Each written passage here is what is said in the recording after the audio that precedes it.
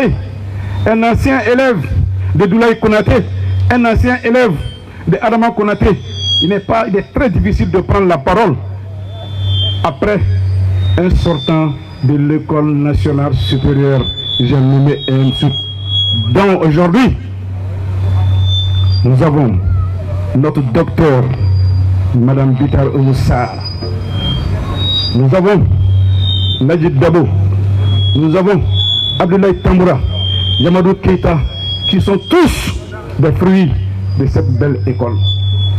Chers frères et sœurs, c'est pas facile de prendre la parole après un enseignant bien formé. C'est pas facile de prendre la parole après les 10 fils. C'est pas facile de prendre la parole après un jeune éloquent, un jeune convaincu, un jeune engagé. J'ai nommé Ladji Dabo.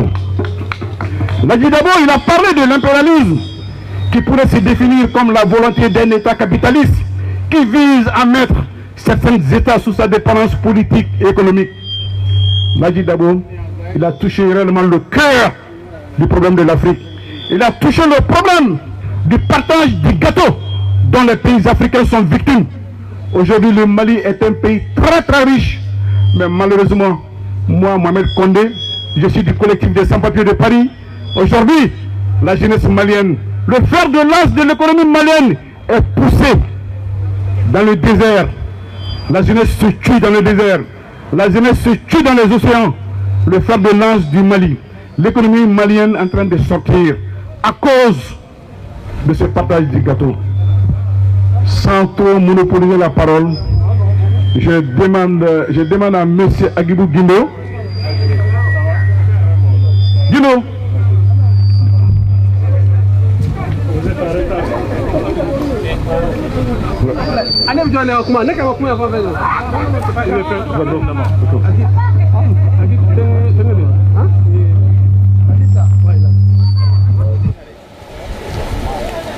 Aou Benikle, Aou Benoula, Aou Ben, merci d'avoir fait le déplacement.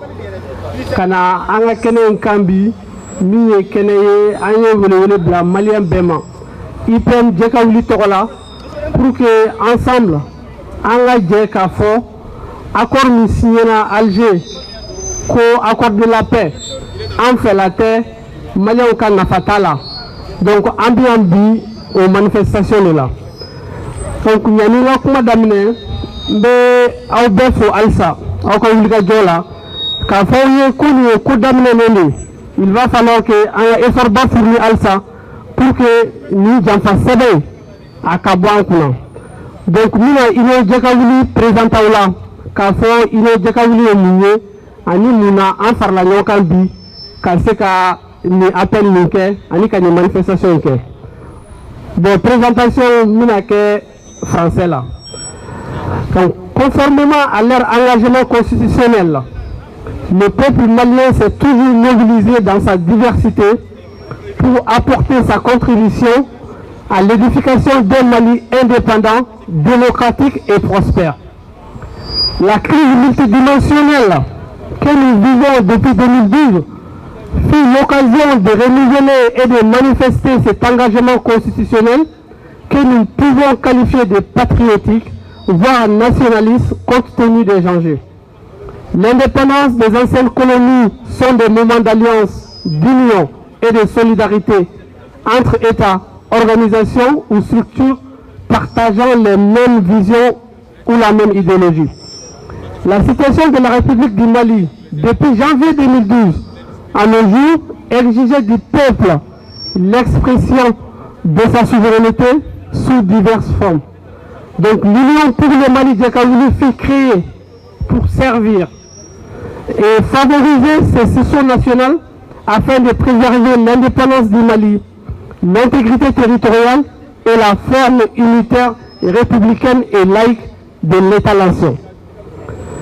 L'Union pour le Mali Djakaouli est une plateforme apolitique.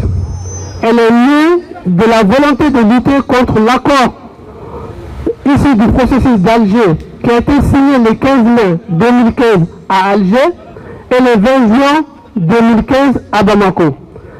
L'IPM Djakaouli est composé d'individus et des structures de toute obédience existant à l'intérieur comme à l'extérieur du Mali. L'Union pour le Mali Djakaouli, elle est organisée en coordination et sous-coordination, selon différents types de découpage administratif, l'implantation de structures signataires ou de communs accords. Les signataires résident à l'intérieur du Mali comme à l'extérieur du Mali. La concertation et la complémentarité doivent prévaloir entre les coordinations de l'IPM Djakaouli à l'intérieur et à l'extérieur du Mali pour la définition, l'exécution des actions et les mobilisations des ressources humaines et financières. L'IPM Djakaouli, à cet effet, s'appuie sur l'ensemble des structures qui le composent pour son fonctionnement, tout en préservant son caractère apolitique. Donc, après ces rassemblements et la création de l'IPM Djakaouli, nous avons décidé de faire un appel à l'Union.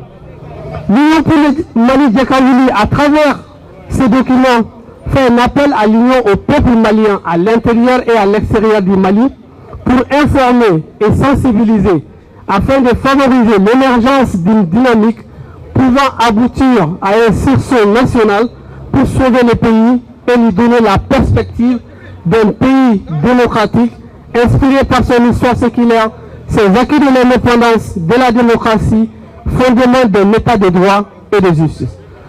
Au regard de la situation depuis 2012, nous pensons qu'il est important d'envisager une sortie de crise honorable pour le Mali. L'émergence d'un projet unificateur qui préservera et respectera la nation malienne dans sa philosophie telle que pensée par le père de l'indépendance, Feu Modibo Keïta et ses compagnons de lutte. La crise multidimensionnelle que nous vivons et qui est caractérisée par la rébellion et le terrorisme, notamment dans le nord du Mali, demande la mobilisation du peuple malien dans toutes ses composantes pour dire non et stopper la tragédie consécutive à ces phénomènes. Bien avant, certaines structures composant l'IPM Djakaouli avaient pris position par rapport au préaccord de Ouagadougou signé le 18 juin 2013 entre la République du Mali et les groupes armés pour ouvrir la voie aux négociations en Algérie afin de décider du sort de la République du Mali et du peuple malien après l'élection présidentielle. Suite à la signature de l'accord pour la paix et la réconciliation du Mali issu du processus d'Alger, les 15 et le 20 juin à Bamako, ces structures sont assignées comme mission d'expliquer au peuple malien sa nature anticonstitutionnelle et la menace de la partition du pays qui fait planer sur le Mali. La conférence de Paris du 27 avril 2019 a été organisée et a été suivie de celle de Bamako le 24 août 2019 à la Maison de la Presse, dont le thème était « Accord pour la paix et la réconciliation au Mali, enjeux et perspectives pour le Mali ». Sans oublier la conférence de presse qui a eu lieu le 26 décembre 2020 à la Bourse de travail de Bamako avec le même thème. Les résolutions des différentes conférences prévoyaient la création d'un cadre d'action unifiant, mobilisant le peuple malien pour un sursaut national contre l'accord d'Alger ou l'accord de Bamako. Ce cadre fut nommé IPM Djakaouli.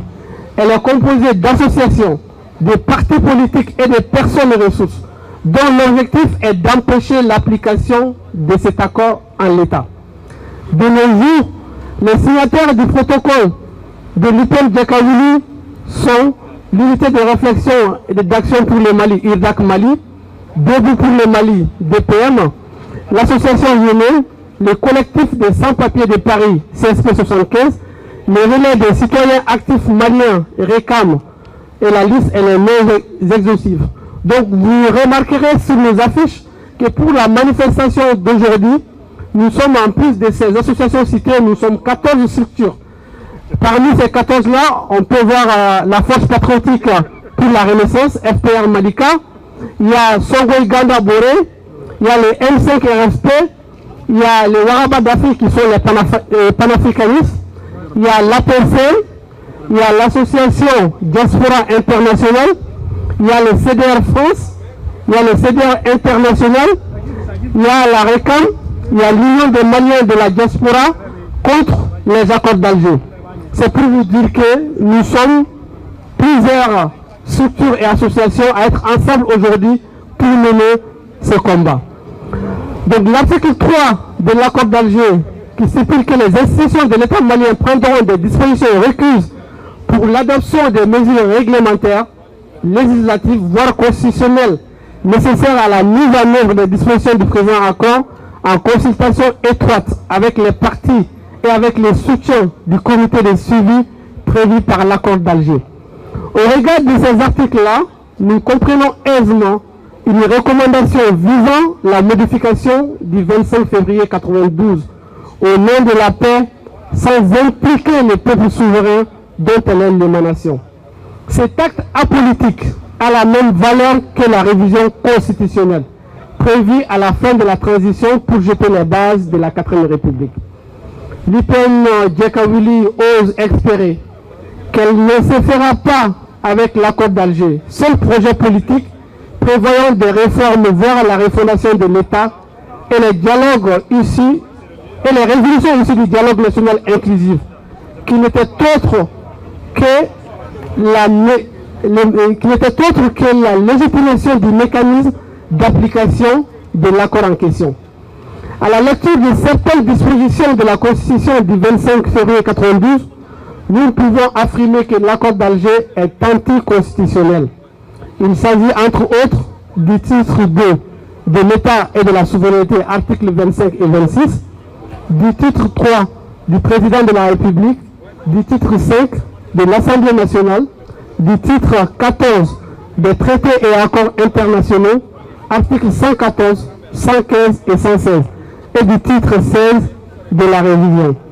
Donc l'IPN Djekawili invite le peuple malien au sursaut national afin de préserver l'indépendance, l'intégrité territoriale et la souveraineté de la République du Mali.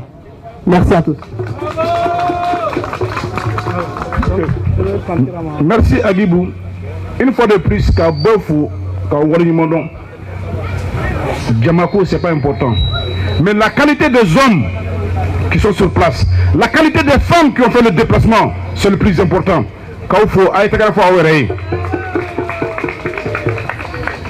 Madame Tanti Ramata, vous avez la parole, s'il vous plaît.